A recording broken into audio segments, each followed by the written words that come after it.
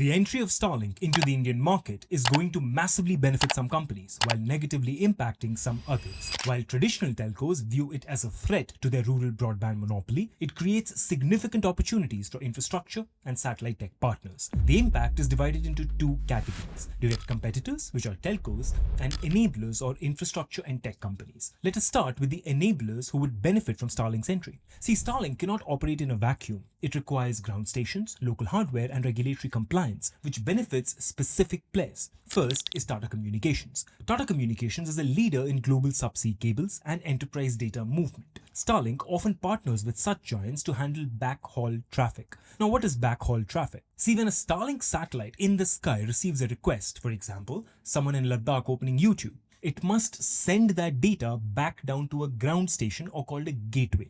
The ground station then needs a massive high-speed physical cable to connect to the global internet. This connection is called backhaul. Imagine Starlink to be the coach of a football team. It can do all the planning and recon, but to reach the final players on the ground with some information, you need a captain to relay those messages. That would be Tata Communications. There is even speculation of a Tata Starlink partnership for enterprise services in India.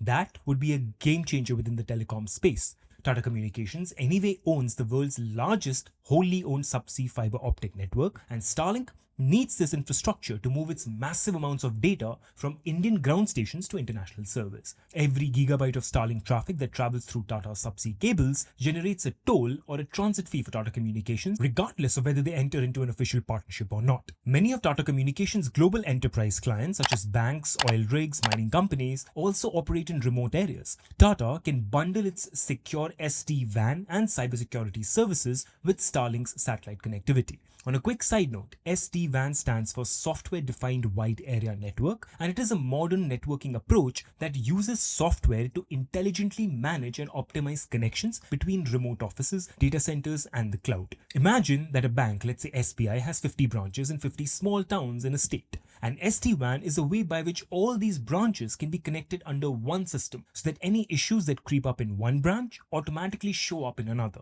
This is just one example, of course. SD-WAN basically allows for increased cooperation while reducing cost and has become a staple for almost all firms. With Starlink under their belt, Tata Com will no longer have to rely on the monopoly of Jio or Airtel to power their systems. They will no longer just sell the internet. They sell a managed solution where Starlink provides the raw connection and Tata provides a security and reliability layer. Next, we have Nelco, and it is arguably the most strategically positioned beneficiary of Starlink's entry. Foreign satellite companies like Starlink cannot simply beam internet into India without local ground infrastructure. Nelco is the leading candidate to host and manage Starlink's satellite gateways. Starlink has faced a long road with Indian regulatory bodies. Partnering with a trusted homegrown giant like the Tata Group via Nelco provides the necessary regulatory compliance and Indianization that the government demands. Nelco is also a leader in in-flight and maritime connectivity. Currently, internet on ships and planes in the Indian airspace is often slow, as I'm sure we are all aware.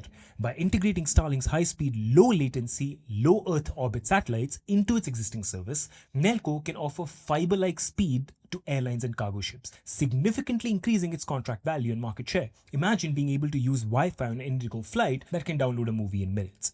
If Starlink is a global logistics company trying to deliver packages in India for the first time, Nelco is the local franchise owner who is already aware of all the warehouses, knows the local laws, and has the keys to the city. Starlink gets the market, Nelco gets a slice of every package delivered.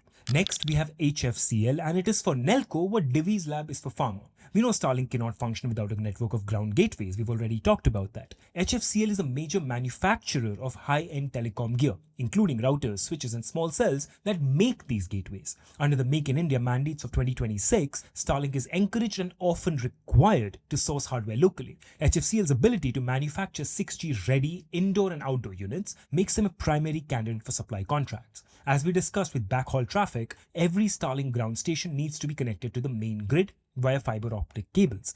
HFCL is one of India's largest manufacturers of optical fiber cables. While Tata Com uses these cables to build its network, it does not manufacture them all.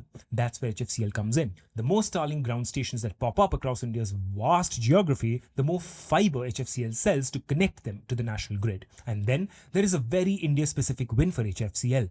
Unlike more developed nations, rural Indians usually cannot afford to buy an expensive Starlink connection. So, Starlink will most likely have to provide the internet to a dish, but that internet will need to be shared within a village, a school, or a factory. HFCL has a robust portfolio of IO, which is their brand, Wi-Fi access. They can partner with satellite providers to create integrated hubs where Starlink acts as the source and HFCL hardware distributes that high-speed internet to hundreds of local devices. Now, I'm not saying I would buy HFCL. In fact, I'm 99% sure I won't, unless I see it at maybe 10 rupees. They stand to benefit from Starlink, and that's what brings them to this list. Whether they make a good investment or not is still an unanswered question. The next is Tejas networks. As Starlink sets up ground stations across India, these stations must be linked to the national internet core. Tejas is a specialist in DWDM, which is dense wavelength division multiplexing, and PTN, which is packet transport network. These technologies allow massive amounts of data to travel through fiber optics. Every time Starlink expands its satellite to earth capacity, these pipes on the ground must be upgraded. Tejas's equipment is the preferred engine for these ground level fiber highways. So as Tata provides the fiber connection, HFCL the cables, Tejas network provides the optical transport hardware that allows all of this to be connected together at speed. Tejas is also the primary vendor for Tata Communications and BSNL. In a Tata-led satellite ecosystem, Tejas becomes the default supplier for the networking hardware needed at the ground stations and data centers. So, if Starlink is the radio station broadcasting music from the sky and HFCL is the wiring in your house, Tejas Networks is the sophisticated DJ mixer. Now for the stocks that I would absolutely stay away from. First is Reliance. One, because of the stiff competition that Jio would face in the rural areas, but also because the gross margins for OMCs is going to fall going ahead. IOC, BPCL, Hind Petrol, these are all companies that have seen their best periods of profitability and are only going to go down from here for the foreseeable future. At least that's my take. While Reliance is obviously insulated by its diversified business, it will still take a serious hit as its two core businesses face headwinds. Second is Bharti Airtel for obvious reasons. The company has been reaping rewards for a brilliantly executed fight back against Jio, and why not? They survived an unwinnable scenario against an immovable force. Still, telco margins should see compression as competition intensifies. In fact, Starlink directly targets Airtel's consumer base more than Jio's, since Airtel is usually seen as a more upmarket telecom provider. Its customers are more likely to be able to afford Starlink connections, which essentially means more direct competition. Finally, the laggard that is Vodafone Idea. Its user base is all but concentrated, and as Starlink finds its footing in rural areas, Idea will see what's left of its user base eroded. The only saving grace for Idea has been the government's push to keep a third player alive in India's telecom sector. Without that support, this company would already have been gone.